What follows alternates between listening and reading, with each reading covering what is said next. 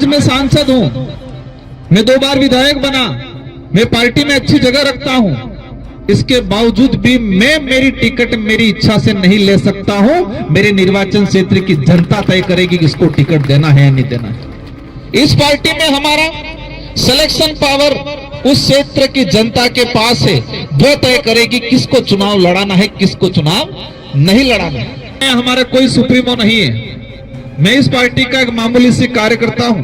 ये भारत आदिवासी पार्टी आपके लिए एक मजबूत तीसरा विकल्प के रूप में है।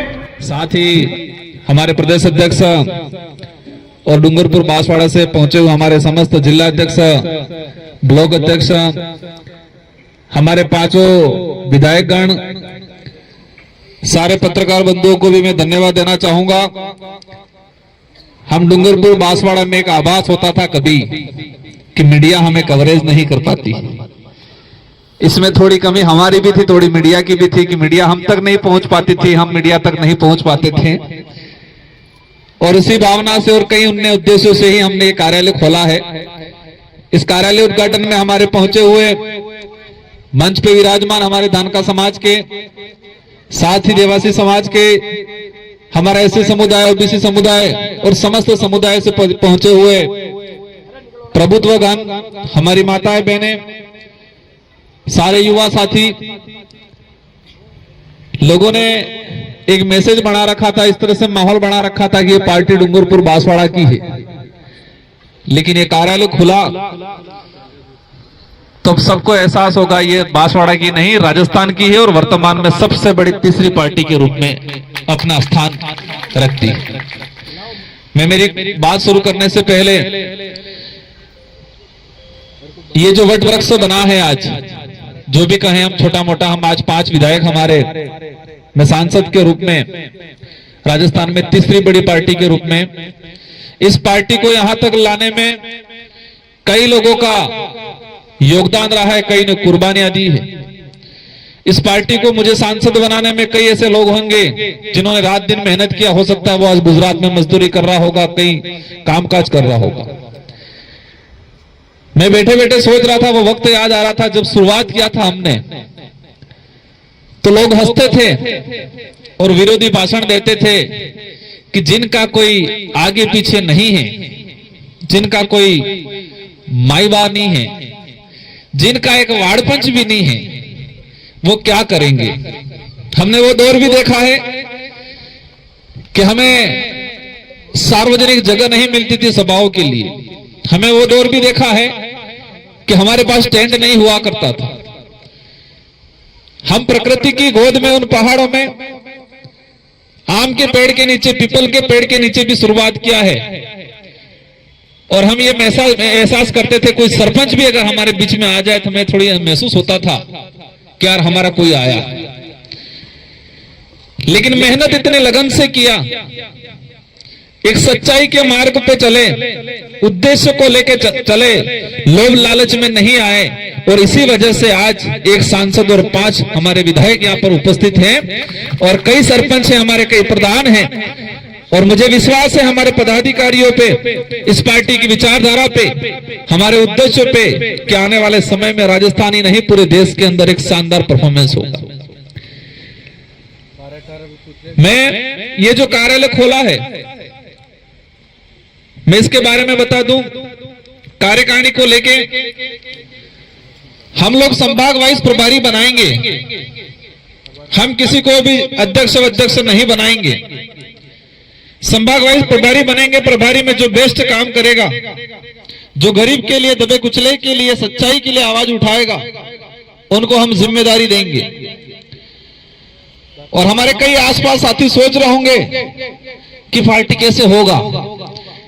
चिंता मत करो, जो आप सोच रहे थे वही डूंगरपुर बांसवाड़ा में 2018 से पहले दूसरे लोग सोच रहे थे। अवश्य इस क्षेत्र के अंदर पूरी राजस्थान हो, हमारे करौली सवाई माधोपुर या उधर भरतपुर अलवर हो या कोटा संभाग हो, क्योंकि हमें हमारी आइडियोलॉजी पे विश्वास है।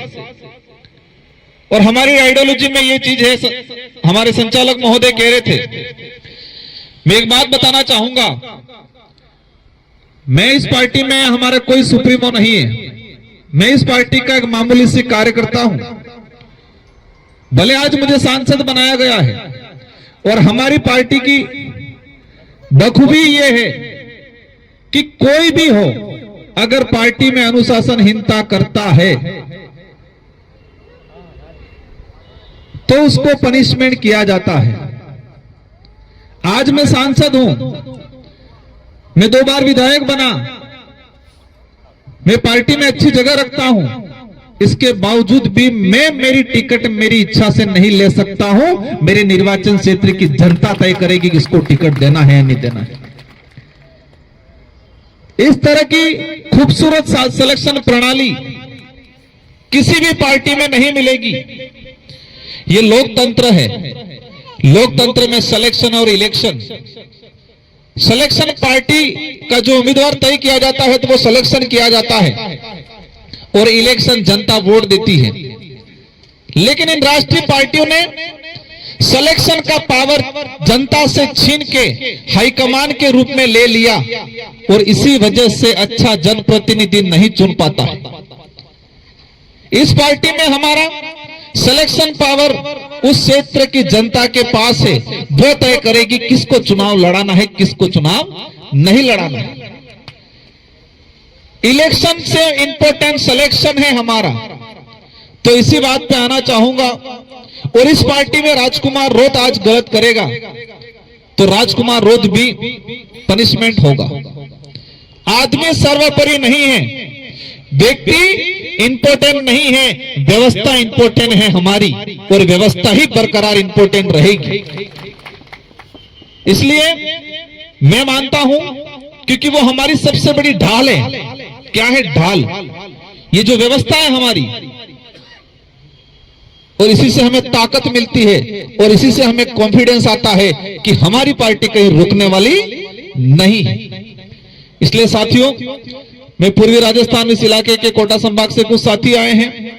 हमारे धानका समाज से, रेबारी समाज से, इसी समुदाय से सभी साथियों से अनुरोध करना चाहूंगा। सिरोही के अंदर कार्तिक बिल वाला जो प्रकरण हुआ, पिछले 10 साल का जो अनुभव है मेरा,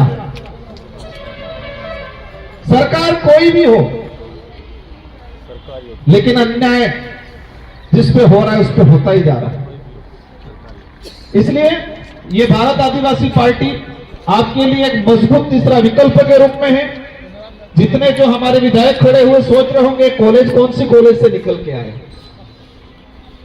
मुझे भी पहली बार 2018 में विधायक बनने का अवसर मिला था तो कई बार अधिकारी कर्मचारी कंफ्यूज हो जाते थे। आपने देखे होंगे सारे युवा हैं, सारे लीडर हैं, तेज तर्राट है। हमारे 5 विधायक, एक विधायक जी की थोड़ी तबियत खराब है इसलिए वो नहीं बोल पाए, और मुझे उम्मीद है ये सब मिलकर राजस्थान को संभालेंगे और इस कार्यालय को संभालेंगे। और यहां पर मैं धन्यवाद देना चाहूंगा एडवोकेट विनोदा जी मीणा, हमारी नारी शक्ति, और इस कार्यालय का कहीं न कहीं वो और हमारे वहां से 2 व्यक्ति रहेंगे, उसका संचालन करेंगे।